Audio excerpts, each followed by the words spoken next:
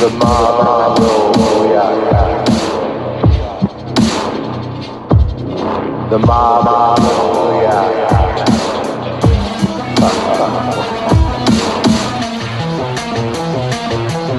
You remove from civil war. Dead everywhere. Cities of open up and worry around. Don't get in a fun.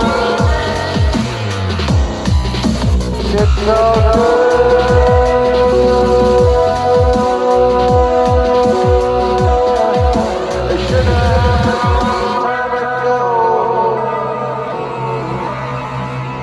The head of the entire remove Trump operation is Skippy.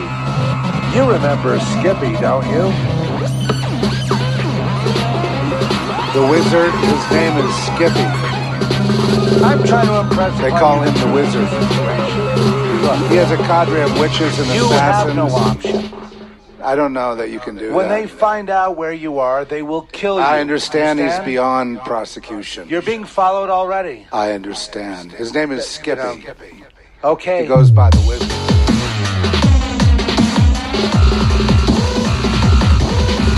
And the ball.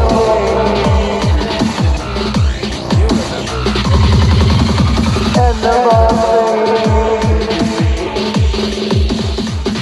They want to blood bath. And the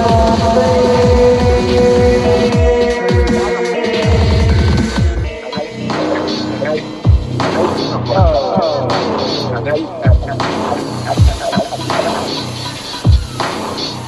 They want a bloodbath. You boast like you win. They want a bloodbath. We got the guns, we got the bullets, we got the will.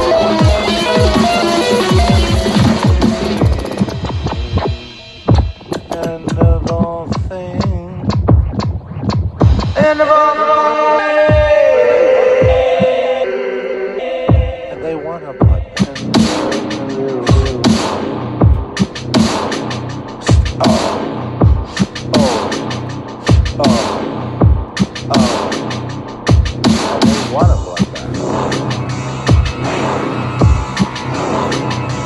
Took us to a faraway desert,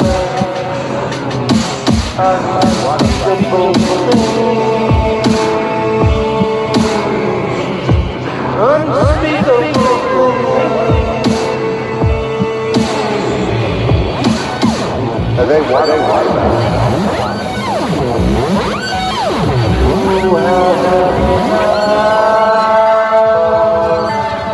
You were without us. Nothing short of a revolution. It began with a pedophile. The same revolution. They decided to truck up the Russians. You're without us. And a global revolution. And take back the country through Skippy. Violence started it all. So when you see your kids face down in blood, violence, pedophile, civil war. And what's more important than a civil war? A revolutionary war where millions of people are dead in the streets.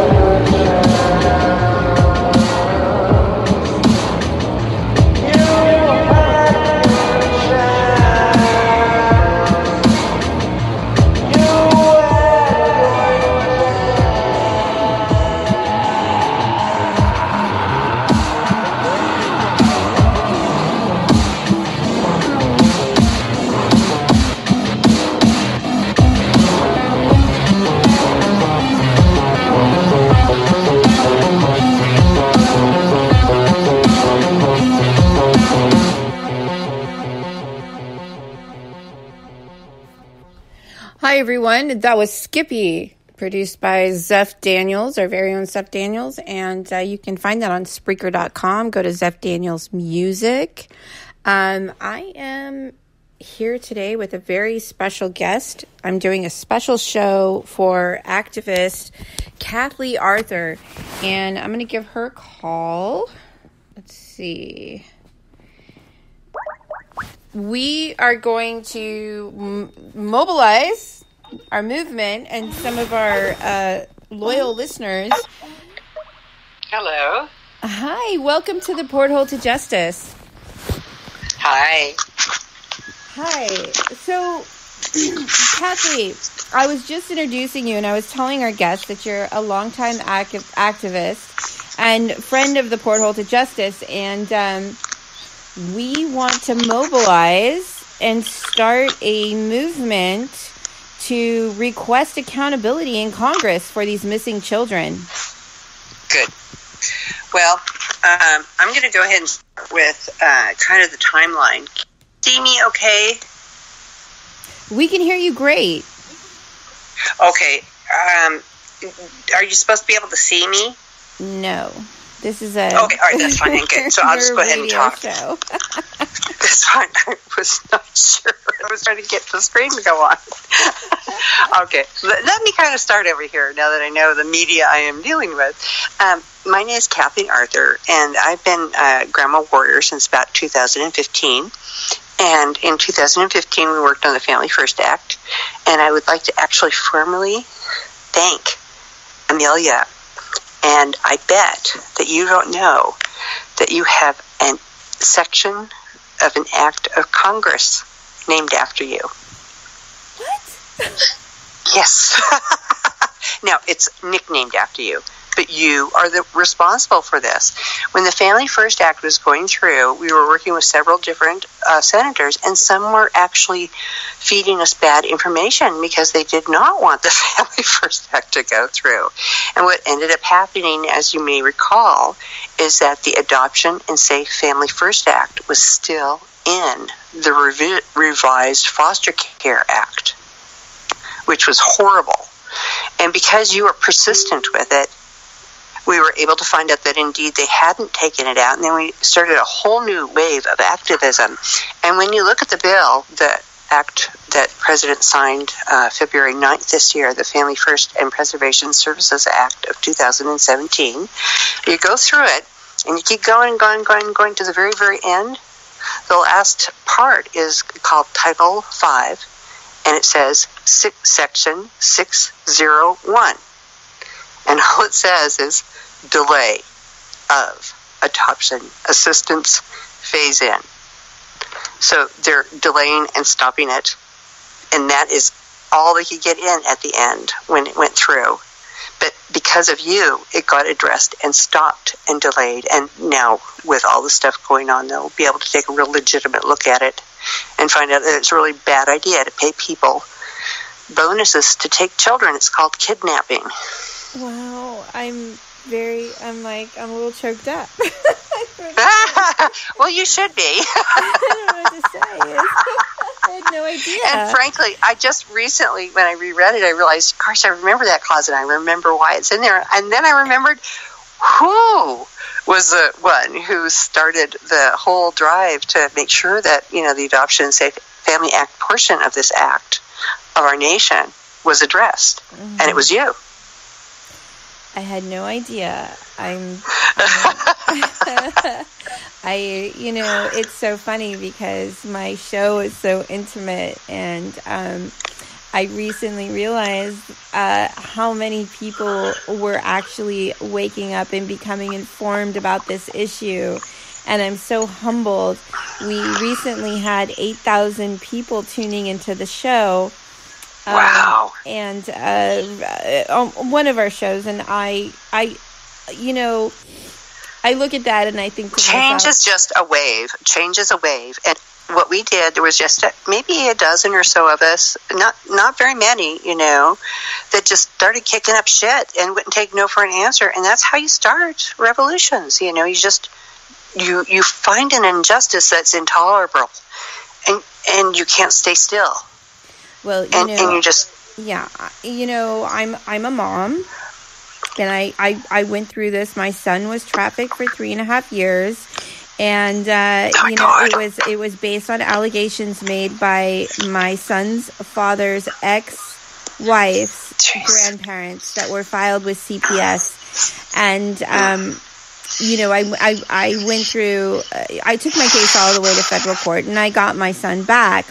However, being a mother and knowing what is going on with these children, I cannot sleep a wink, well, not one day, and I've dedicated my life to resolving these injustices and the corruption, systemic corruption in our government that is affording this culture of human trafficking.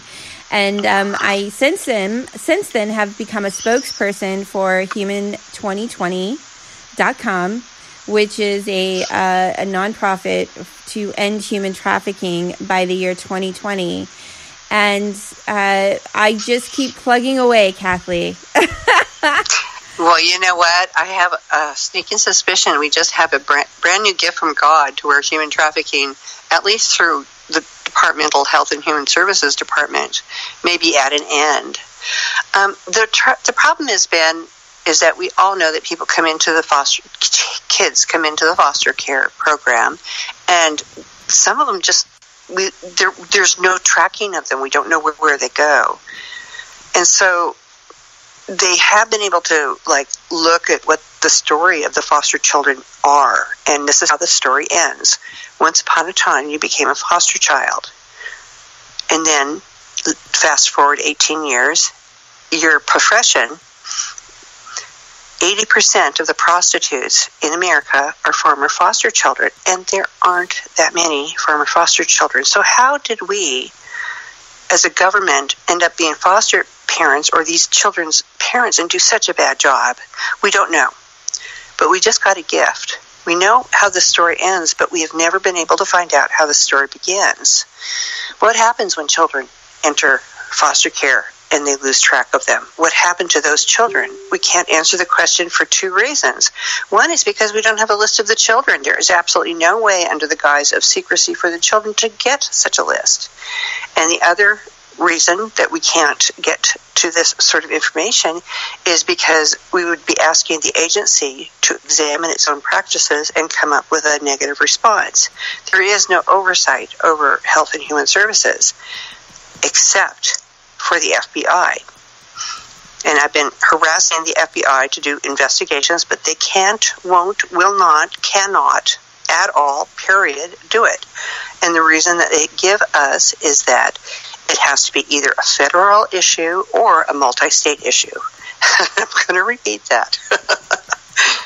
It has to be a federal issue or it has to be a multi-state issue. And we now have one of those. We have a list of children with names, faces, and IDs.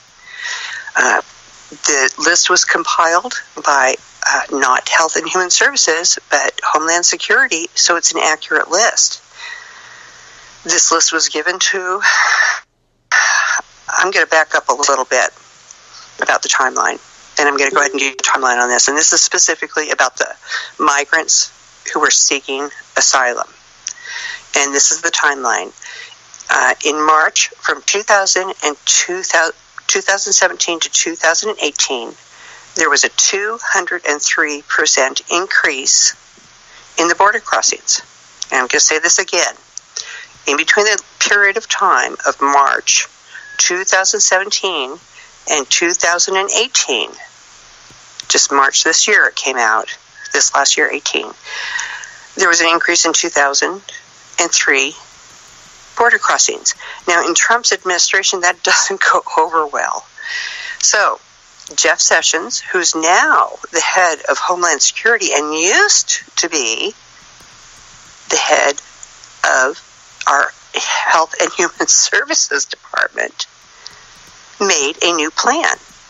And what this plan was to seize the kids and release the parents. It was very effective. It worked really well.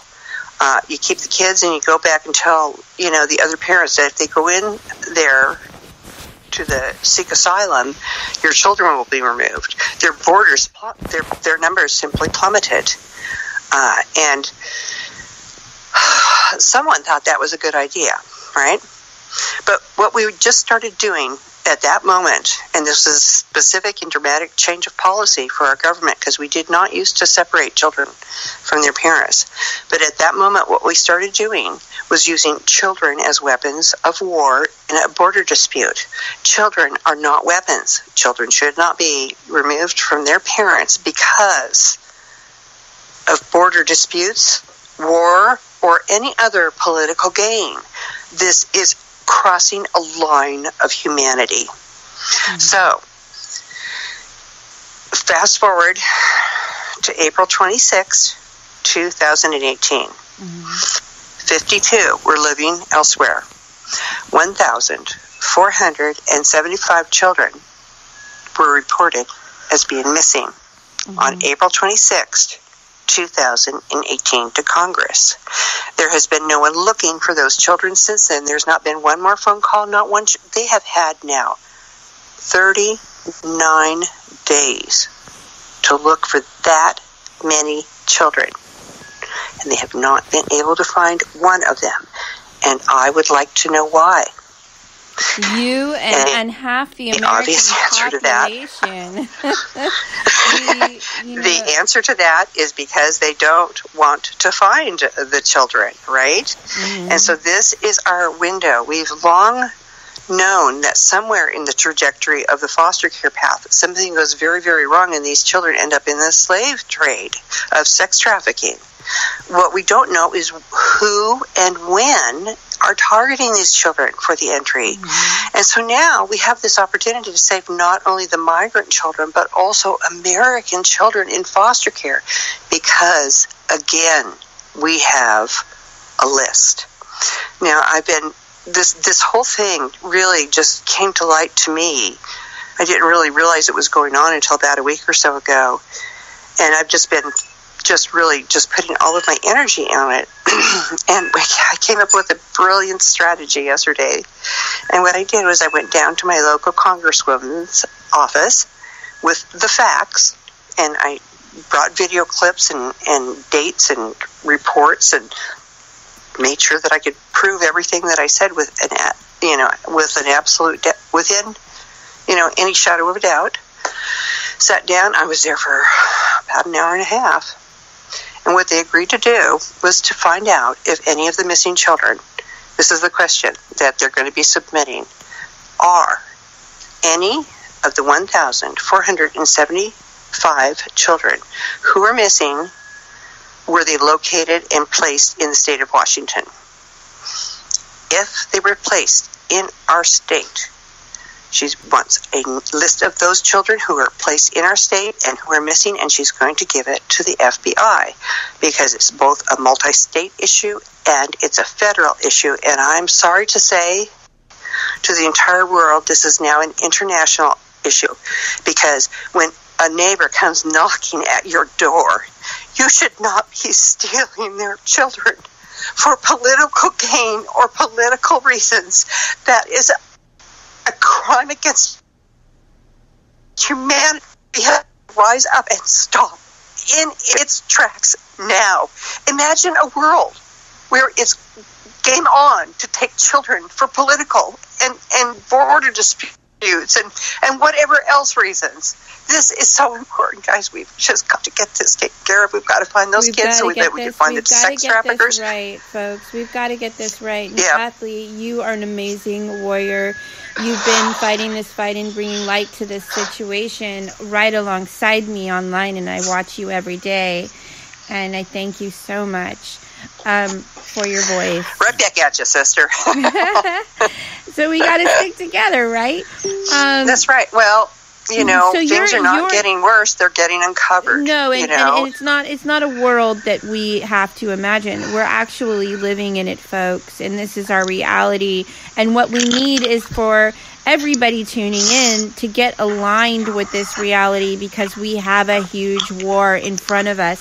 Kathlee Author is in Washington, Ground Zero, and she's confronting these officials and trying to pull us all together to create accountability. And so her and I are on the air today, and we want to make a plan. Kathlee Author, what is the plan?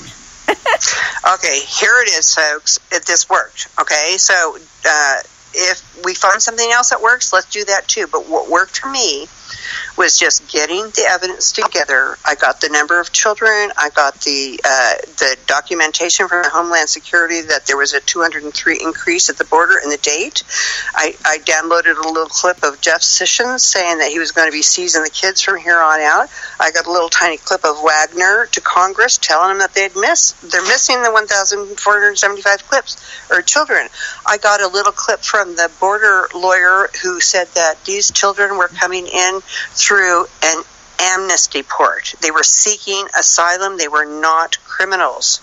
This was a plan that was started on a specific day to separate parent from child as a deterrent from crossing the border, including the amnesty ports.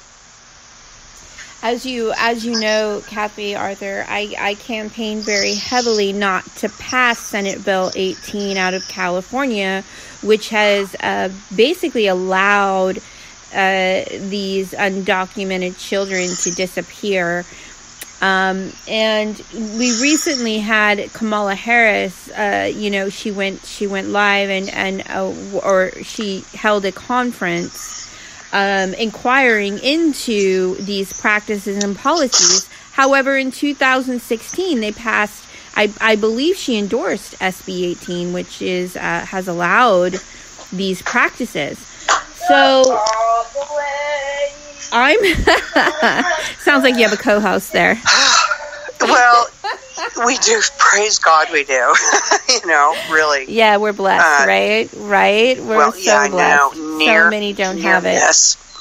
So, yeah, she was 8, and they were going to put her in a group home. And I'm a nurse. My husband's an engineer, right? But they wouldn't get their 4E bonus if they placed us with her. And they even told us that. That wasn't smart. Wow. Yeah. Wow. You understand. We can't do this. Our office really needs the money, and, it's the way we get our funding. That's why we can't place with you. Don't be mad at me. It's the way it works, right? Well, it's not okay. It's not okay. And we as humanity, we need to start being accountable adults, and we need to start being proactive about our government because it's out of control. And this issue is ground zero. People don't believe it's really happening. They think it's what's it called when you have theories that people are always out to get you? Anyway, there's a word for it, but they think that we're just like overly reacting to things, and that maybe it's an isolated incident, this sort of thing. I'll tell you what, if I were in their shoes, I'd probably be the same way. It is so hard to wrap your head around the fact that we have an entire bureaucracy, the Health and Human Services, that is this corrupt. Mm-hmm. How did it get that way? Well, the way that it got that way is because the federal government set up a payment structure that demanded that they take children from the parent and give them to a non-family member in order to get paid. In other words, if they place that child with a family member, grandma, aunt, uncle, whoever, they wouldn't get their Title IV e-payment, and they would not get their adoption incentive bonus, which is the bonus that they get once they've successfully removed and adopted out a child to a stranger, which is $5,000 to $20,000 per child. So a family of 4 would be about $100,000 for the office, county office, not the child, not the parent. The office would get a bonus of $100,000 once they've successfully removed the child. But the Title IV e-payments were only for the poor. And so what happens? Guess what? Guess who is the makeup of the foster children now? Mm-hmm. poor children. And people are just, the workers there, you question them on this, and they take it for granted that that's the way it should be. There should be only poor children in foster care because, well, those are the ones that don't have the resources. But they're not taking into account things like, well, if the primary reason for foster care is drug addiction, and that's across all borders, as far as like, income level and stuff like that, we should have an equal amount of foster care. But we have almost zero foster care in any of the middle income or higher because, again, the states do not get reimbursed for their salaries, for their transportation, for the foster cares, for the court, for the therapies, et cetera, et cetera, et cetera. And the states put a lot of pressure on these social workers to, not use state dollars is the bottom line. Federal dollars are looked at as free gifts from heaven, kind of, but the state dollars are like blood, sweat, and tears to have to try to legislate out for the folks. They're put into a rock and a hard place situation. So what has happened is that they have to do unethical things in order to get the same basic number of kids coming in from this very small group, just the poor folk. And they've gotten very good at lying and that sort of thing and planting evidence. But it did finally get to federal court with the right to lie case, and that has clarified it. They cannot lie, and they cannot plant evidence with the intent to take your child. That's now a federal ruling. God forbid that it was actually a question that had to be taken to court. So now the landscape has changed. Out there. It's not, they're a little bit more nervous to actually lie and plant evidence. These children who just got dumped on them filled a void that they actually had with the American children. It's getting harder to actually, because of Facebook and Twitter and all these communication things, it's getting out there. Yeah. They come to your door, say no, don't let them in. They need to have a warrant, and even at first, police didn't even respect that. Even if they didn't have a warrant, they would break in and take the children. But now with videotaping of them and that sort of thing, they are respecting the warrants, and they are not able to just seize the children and then just make shit up as they go along. Yeah, there's some. I mean, it's a huge traumatic event, and when we're removing children just based simply on hearsay. And it's happening. It's repeating the pattern. This could be just like a bad state, a bad this, whatever. No, these aren't isolated exact incidents. Pattern it's has occurred in every single state. And it's still occurring. Pattern. In fact, we just had a case in New Jersey where there was children removed without any court documents at all whatsoever, and we profiled that in the Portholes of Justice. However, you have been an activist for quite some time, and especially for the First Families Act.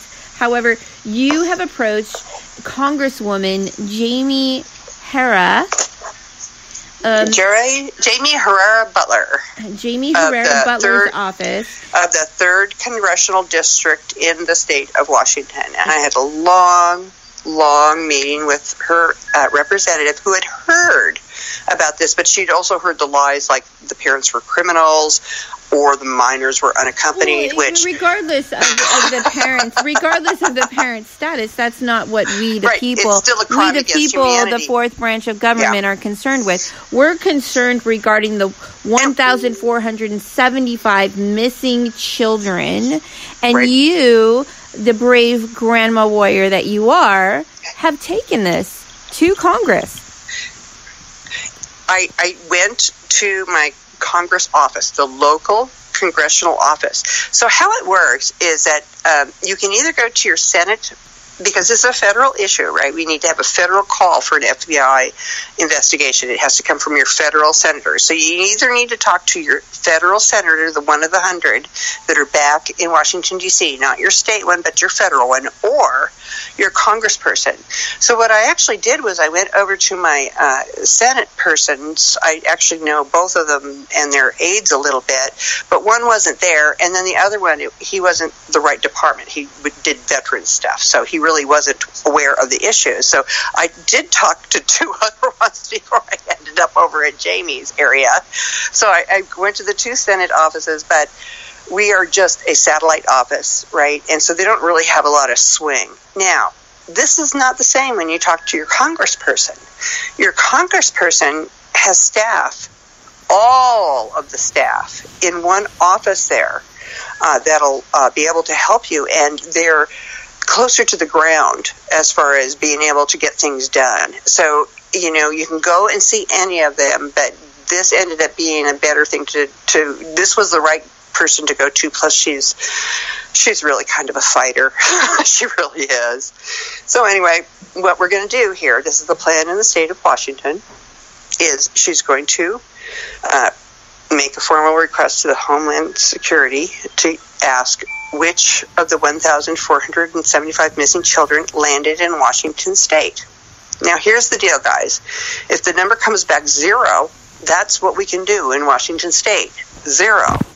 We need to find out where those children are. We know there's some in New York. We know there's some in Chicago, but that's all I personally know. We need to figure out where these kids are and zero in on those states that have them. And then those states need to take accountability for those children. And that's how we will get, because no one is taking accountability for the children. They are floating out there. No one's looking for them. We don't know where they are, and we have to find them. And the states, because they entered into their border, they were accepted into the state. We are now the caregivers of those missing children, and it is now our responsibility as a state to find them.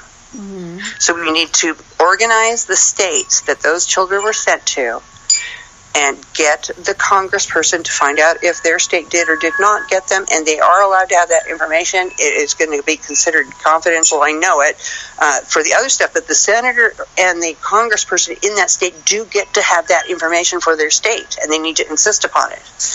So find out if your state is the host of those children, and if they are, get the FBI involved, because this is going to be the little crack that's going to blow this thing open.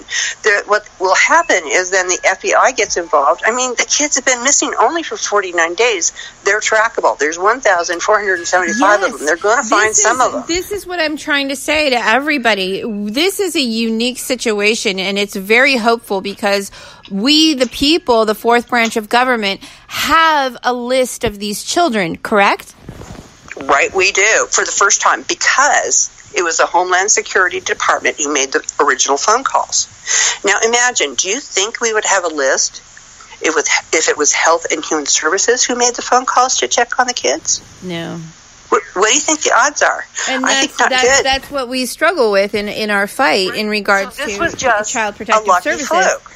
Yeah. Somebody said, check on the kids, and somebody said, I don't want to do it. And Homeland Security said, okay, I'll do it. And they did it. But the list was accurate.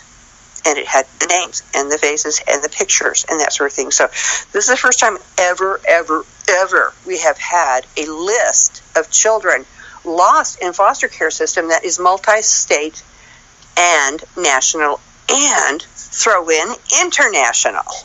So, Kathlee Author, I am so blessed because I have I host an arm of the Alternative Media Network that is committed to being a voice for the children.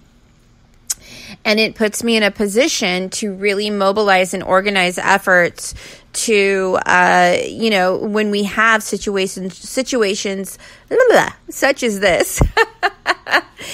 And I also like to create memes. So I want to extend my services to you.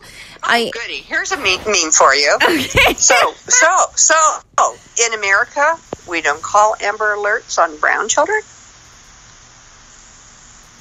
I mean, we don't call Amber Alerts on children that are civilians. The only children that receive Amber Alerts are children in state custody that have been removed from families or are in imminent danger. When a child is discovered missing, let's be hypothetical. The person on the phone. Hello, I'm from the Health and Human Services, and I'm looking for this child, and they don't know where they are, or I can't find them, or they're just gone, right? Mm-hmm. What do? You need to alert the authorities, right? Because this child is gone. Isn't it supposed to be an emergency when a child is missing? Absolutely, and it should extend to civilians. It shouldn't just be... Nothing was mobilized. Nothing has still been mobilized. And it doesn't. It doesn't mobilize for... We would have found some of them. We don't mobilize for adults either. And it's a disservice. It's a disservice that we only have Amber Alerts for children in state custody and not civilians, because so many civilian children could be located within 24 hours, and that's not what's happening. Right. But what my point is that they knew that children were missing. It was not an emergency to them. I hear your point. I was just trying I'm just trying to say that this I agree with you. No, we're on the same page. We're on the same page. I know we are. I'm mad, though. I had to tell my husband just to leave me alone yesterday because I was just in a state of irritation that is just beyond not going irritated away. And frustrated myself, and I am all for redesigning the system and working with people like yourself, and I'm so blessed and fortunate to have friends like you on Facebook and networks that are committed to these issues as well. Yeah, and I think that it's really an important thing to say that, we're advocates and we have fought like hell against each other for different points of view too. But when it comes down to what's best for children, we always agree. And even if we don't agree on this, that, or the other thing, when stuff like this happens, guys, we pull together because we are the only voice for the children right now. No one else is looking after them. And it's our job because we're wired that way. We can't sleep at night. Well, it's like, we deal with so much in the movement, and it's really unfortunate because a lot of times we can't get out of our own personal way, and there's EOs involved and what have you. And I've really tried to separate myself from the aspect of the movement, and I'm trying to stay focused on what is important, and that's the children. And that's right. And I'm also very close to the big guy. I try to keep my eye on him, and he leads me. Me too. He leads me with a passion, and this is my passion. And so, please email me over bullet points for MEMS, and I will be sure to make it go viral. Oh, great. Good. I'll do that then. I've got a bunch of them. I have questions. Well, I can't even believe I'm so humbled by the Family First Act that they would even we look at that one. That was you, because we would not have known that they told us it was in, right? And we did not get a copy because that's just traditionally what they do in Washington, D.C. It's awful the way that the acts are written and passed. But we were assured up one side, now down the other it was taken care of, but indeed it was not. And because you made a fuss about it, we were able to look at it, and indeed it wasn't in there. And then we got that last ditch line in there, section 601. See what we can do, even when we disagree. Yep. We can even when we're arguing with each other. Yeah. I am wow. I'm just like, I had no idea, and thank you so much. And you're out of Washington, and Washington State. Yeah, you're right there. With in the heart of the matter. And you're able to bring a lot of these issues to Congress and up front and center that I talk about. And, this issue with the 1,475 children, I want to be specific because I don't want to miss one single one. That's right. Numbers matter. Absolutely. Every single one of those children matter. Bless their hearts. And, amen. And I forgot what I was going to say because it's really disturbing. I know. Every time I speak it, I'm just like, where are these babies? Where are they? You know what I would do? You know that I'm a big believer in it's the secret. It's like the power of intention. And so when I work on a problem, what I do is I envision it solved. Right? So I envision the children all back with their parents, and then I go backwards. I figure, how did this happen? How did they get there? And then just really, I mean, we have to mobilize troops and tell them about the horrors of what's going on, but then focus on whatever the solution is. I mean, everybody needs to get on their phone or go in person is even better. Everybody if you haven't been to your congressperson's office, you need to go now. Now is the time. Now is the time. Call your Congress members. Call them, contact them, ask them. We need an outside investigation. But, bringing these issues to light is not negative. These children are not negative. This is not a negative impact on humanity. This is a crime against humanity, the way they're doing it. This is living a lie and believing the political correctness. That is the plague on humanity. That is the sickness. People like myself and Kathlee Author, we want to come together for solutions. And when we talk about the power of intention and all of this good stuff and positivity and all that, a lot of these people in the movement want to poo-poo us and say, "Oh, we're just talking negativity." No, these children are not negative. Well, what my advice is to everybody is look at the people who you admire, look at the people who are getting things done, and then that is the behavior that you want to mimic. I mean. And that isn't really anything, not just behavior, but if somebody's worked on a solution that is working, do that. Mm-hmm. And then share that. And then if you find something else that's working, like I didn't, that day I actually had gone up and there was a nationwide, you were supposed to protest for the hashtag, where are the children?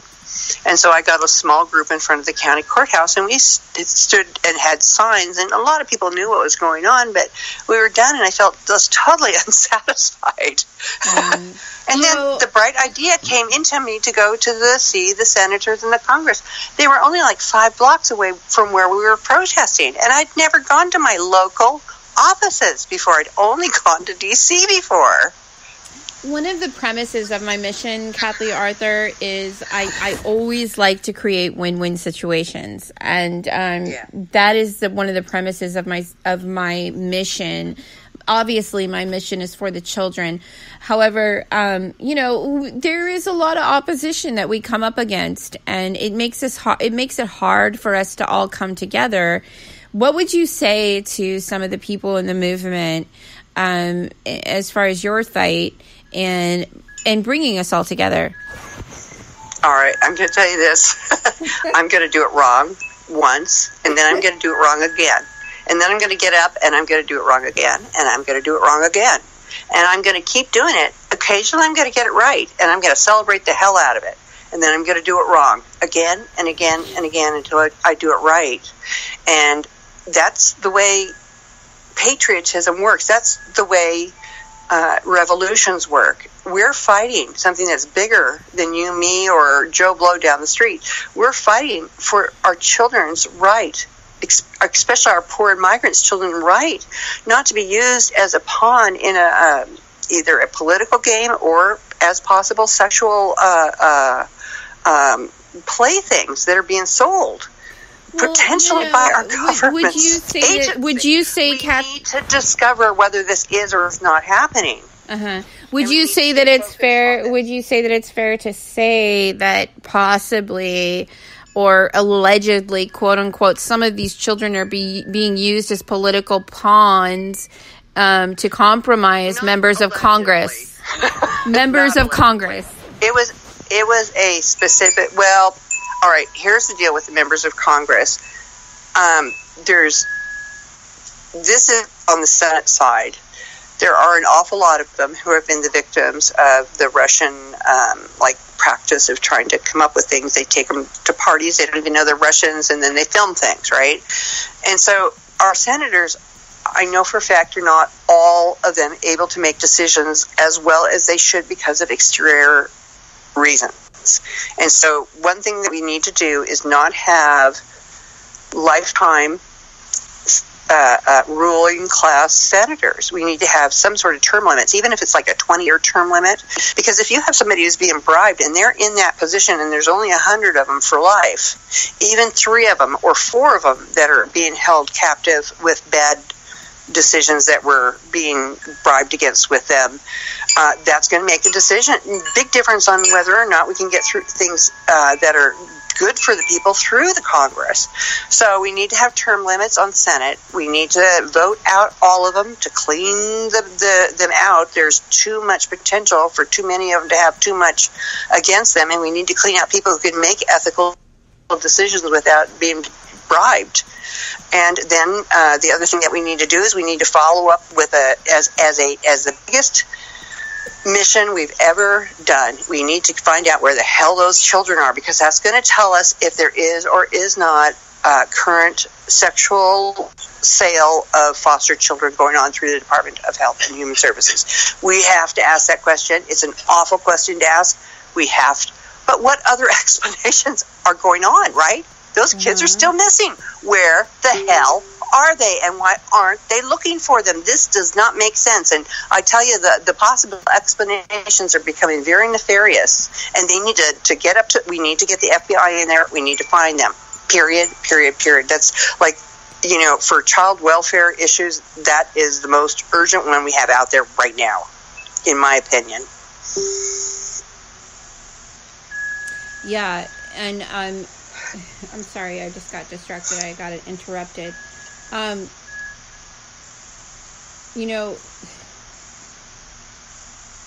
sorry. Can you repeat the last sentence? I got distracted and I had some. Oh, sure. So, in my opinion, if we're talking about like gathering the troops and what's the most important issue for child welfare right now, the most important issue of all of us, the American children.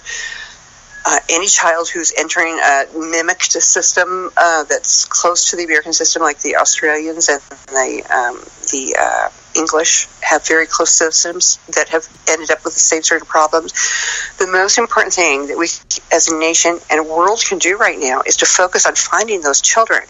Because if we find out where those children are, we will find out if there is or is not Absolutely. sexual, and we have a unique opportunity going on in a government-sanctioned facility. We need to know that. And we need to get this question asked. We have a unique opportunity right now because we actually have a list of children because they weren't they weren't processed by Child Protective Services, and they were undocumented children. So we can mobilize, and we can really mobilize as a community and use our skills. I know that there's some excellent advocates out there. Rosie Vincent, I've got Ryan Swindell, many amazing advocates out there that can really take this list and take off with it in amazing ways. So yeah, whatever. Oh, I lost Grandma Warrior. Where'd she go? Hi, are you still with me? Okay. I lost you. I'm surprised I kept you on as long as I did. We're out in the middle of nowhere here. Oh, that's okay. I'm so used to interruptions. They're always trying to cut off my show. Well, listen. Yeah. I would love to admin you in the porthole to justice temporarily, so that you can post freely to the porthole to justice tools that some of the admins can use to take off with this information. Okay. Perfect. And then. All right, great. I think I'm losing you. The satellite, I think, is moving out. Can you still? Okay. That's okay. That's okay. Thank you so much, Kathlee Author, and I will be in touch, and we will have you on again. Good. Hopefully for some celebration. Yeah. All right, guys. So that was Grandma Warrior, Kathlee Author. You can check her out on Facebook, and I'm going to be adminning her as an admin on Facebook, so she can post directives directly to our blog. So if you want to participate in this activism, you can. Kathlee Author, thank you so much for coming on the show. All right, guys. Well, I think we went ahead and lost her. And that was that. So we're really fortunate to have her there in Washington at Ground Zero and helping her with this issue. I'm going to tie up this show with a brand new song, Breaking, let's see, by Zeph Daniels, composed by Zeph Daniels. It's called Talk to Me.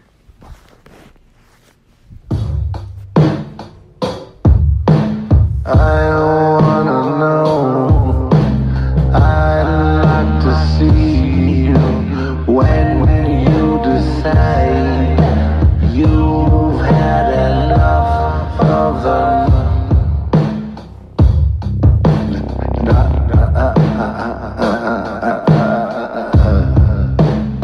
You're crazy and want you to know, no hard feeling. Totally understand. I totally get it.